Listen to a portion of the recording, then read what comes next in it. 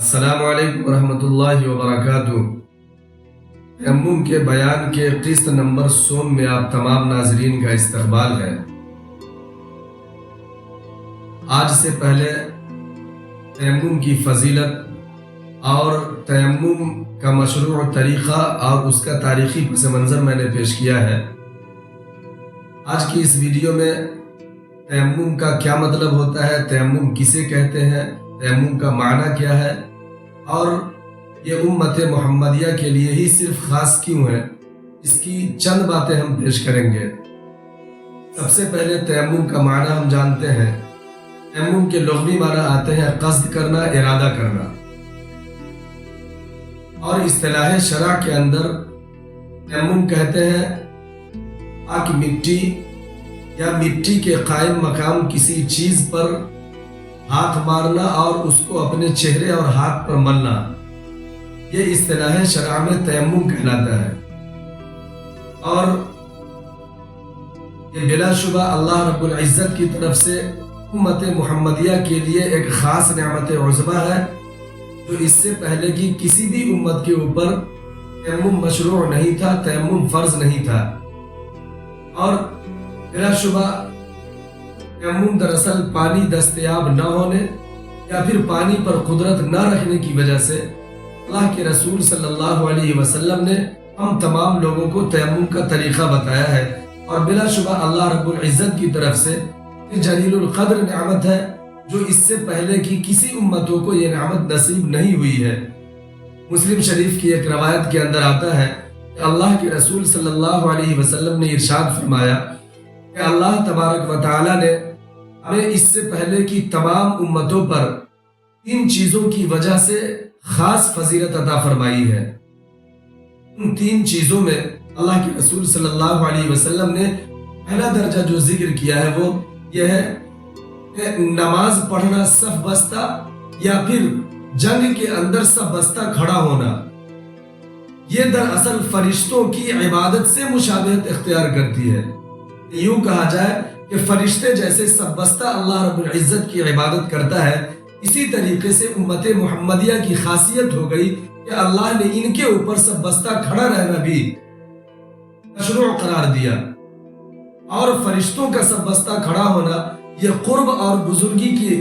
حصول کے لیے بہت زیادہ بہتر ہے، اور یہ چیزیں آپ صلی اللہ علیہ وسلم کی اس امت کو عطا فرمائی گئی۔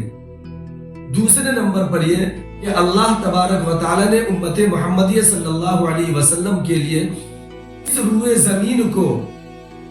عبادت کی جگہ بنا دی۔ یہ امت جہاں چاہے اس روئے زمین پر نماز پڑھ سکتی ہے۔ اس امت کے لیے خاص طور پر روئے زمین کے ہر حصے کو پاک کر دیا گیا، لیکن اس سے پہلے کی کسی امت کو یہ نصیب نہیں تھا۔ ان کے لیے جماعت کا خاص اہتمام نہیں تھا، اور نہ روئے زمین کے کسی حصے پر وہ نماز پڑھ سکتی تھی، صرف اپنی عبادت گاہوں میں، یعنی کنائس ہے، اسی طریقے سے بیع ہے جو ان لوگوں کی عبادت گاہیں کہلاتی ہیں، وہی نماز ادا کر سکتی تھی۔ اور تیسری خاصیت اس امت کی یہ ہے کہ اللہ تبارک و تعالی نے محمد صلی اللہ علیہ وسلم کی اس امت کے لیے روئے زمین کی تمام مٹیوں کو پاک فرما دیا کہ اگر پانی دستیاب نہ ہو یا پھر پانی ہو لیکن پانی پر قدرت نہ ہو، معذور ہو جائے پانی کے استعمال سے، تو اس پاک مٹی کے ذریعے سے پاکی اور صفائی حاصل کر سکتا ہے۔ یہ امت محمدیہ صلی اللہ علیہ وسلم کی خصوصیت ہے جو اللہ تبارک و تعالی نے عطا فرمائی ہے۔ اسی طریقے سے سوال یہ ہو سکتا ہے کہ جب تک پانی نہ ملے تو تیمم کر سکتا ہے؟ یہ یاد رکھیے، میں نے اس سے پہلے کی ویڈیو میں وہ حدیث کا جملہ نقل کیا ہے، سعید الطیب الطہور المسلم وَإِن لَّمْ يَجِدِ الْمَاءَ 10 سنین، اگر 10 سال تک بھی آپ کو پانی نصیب نہ ہو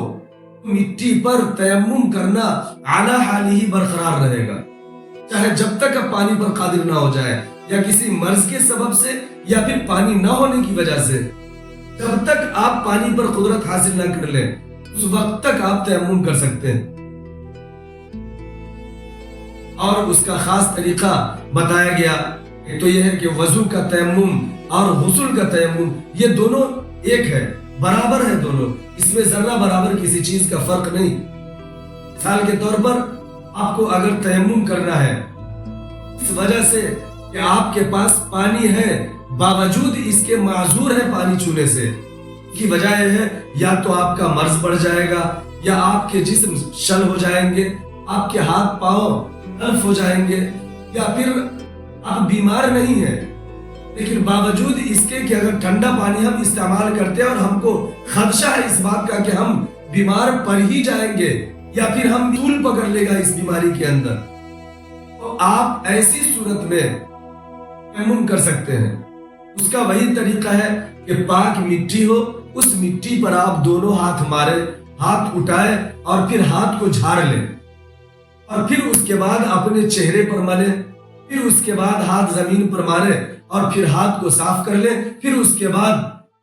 ہاتھ انگلیوں سمیت مل لیں، آپ کا تیمم مکمل ہو گیا۔ یہی صورت جو وضو کے بعد ہوتا ہے، وضو کے تیمم میں ہوتا ہے، یہی صورت غسل کے تیمم میں بھی ہوتا ہے۔ بس اسی طریقے پر ہمیں اور آپ کو تیمم کرنا ہے۔ لہذا تیمم یہ قائم مقام وضو کا ہے، اور تیمم کرنے کا طریقہ اللہ کے رسول صلی اللہ علیہ وسلم نے بھی ہمیں بتایا، اور قرآن کریم میں اللہ رب العزت نے بھی ارشاد فرمایا سعیدا طیبا فامسحوا بوجوہکم، کہ اپنے چہرے کو ملو، وایدیکم منہ، اور اپنے ہاتھ کو بھی ملو۔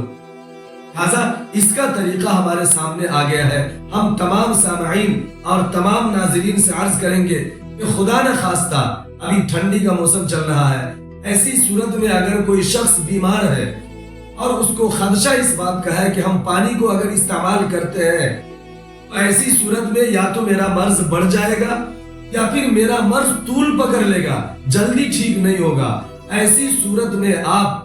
پانی چھوڑ کر پاک مٹی سے تیمم کر سکتے ہیں۔ اللہ تبارک و تعالیٰ نے ہمیں اور آپ کو اس کی اجازت دی ہے۔ اللہ تعالیٰ ہم تمام لوگوں کو مسائل کو سمجھنے سننے کی صلاحیت اور اس کی توفیق عطا فرمائے، اور جتنی بھی چیزیں ہمارے سامنے آتی ہیں مسائل کے تعلق سے اس کو بغور سنا جائے، سمجھا جائے اور اس پر عمل کیا جائے۔ یہ تمام چیزیں اللہ رب العزت کی خوشنودی اور اس کے قرب کا ذریعہ اور سبب بن سکتی ہے۔ ہم اپنے تمام سامعین و ناظرین سے ایک بات عرض کریں گے کہ اس طریقے کے موٹے موٹے مسائل اگر آپ کے ذہن میں آئے اور آپ کو معلوم نہ ہو، آپ ہمارے کامنٹ باکس میں ضرور لکھیے، ہم اس کا جواب دینے کی کوشش کریں گے۔ اسی طریقے سے ہمارا یہ چینل ہے اسلامک مسائل کے نام سے،